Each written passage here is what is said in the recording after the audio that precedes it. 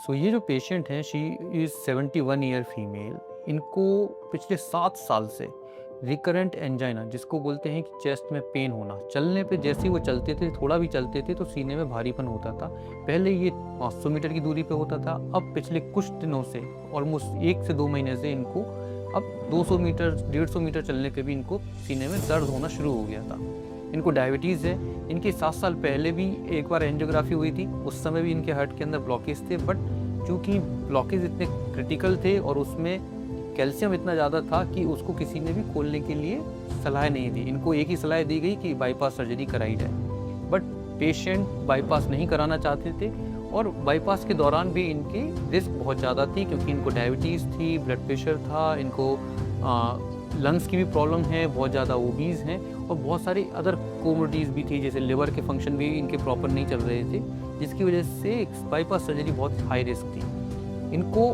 कुछ दिन पहले बैठे बैठे रात में बहुत ज़ोर से सीने में दर्द हुआ, जिसको हम बोलते हैं अनस्टेबल एंजाइना, जिसमें पेशेंट को बैठे बैठे भी सीने में दर्द होना शुरू हो गया।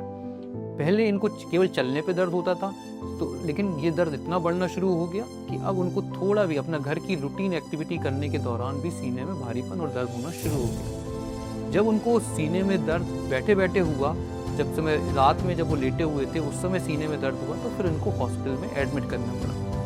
तब हमने इनके कुछ ब्लड टेस्ट किए जिसमें ये पाया गया कि इनको एक माइनर हार्ट अटैक हो गया है और उसी की वजह से ये जो सारी चीज़ें हैं, जो ब्लॉकेजेस हैं, उसकी वजह से हार्ट अटैक हुआ है। फिर हमने इनकी एंजियोग्राफी की और एंजियोग्राफी करने पे ये पाया कि इनके जो ब्लॉकेजेस हैं पिछले 7 साल में बहुत तेज़ी से बढ़ गए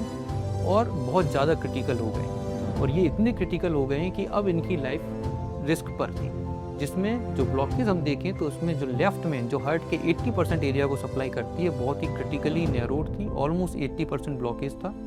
और जो लेफ्ट एंटी डिसेंडिंग आर्टरी होती है, जो हार्ट के 50 to 60% एरिया को सप्लाई करती है, उसमें सीवियर कैल्सिफिकेशन था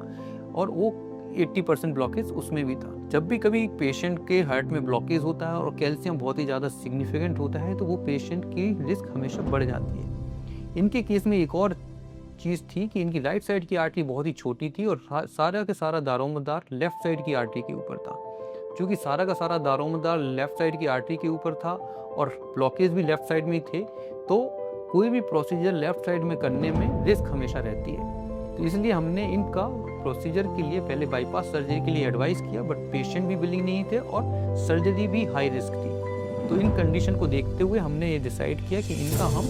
एंजियोप्लास्टी करके स्टेंट डाल के इसको ओपन करें, जिससे कि इनकी लाइफ को सेव किया जा सके। हमने पहले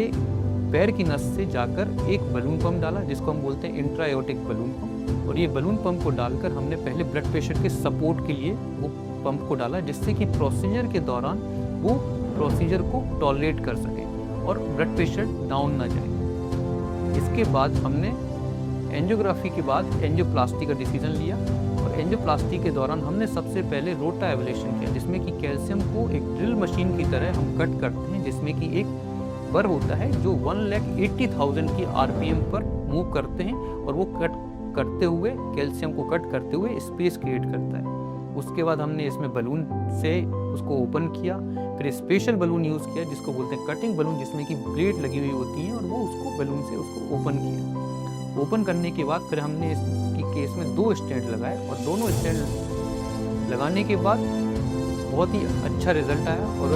हम इनको आईसीयू में शिफ्ट करते हैं। आई एम होपिंग कि अब 24 घंटे इनको आईसीयू में रखेंगे और 24 घंटे के बाद इनको हम रूम में शिफ्ट करके परसों तक, आई थिंक अगले 2 दिनों में इनको डिस्चार्ज कर देंगे। फिलहाल ये बहुत अच्छे से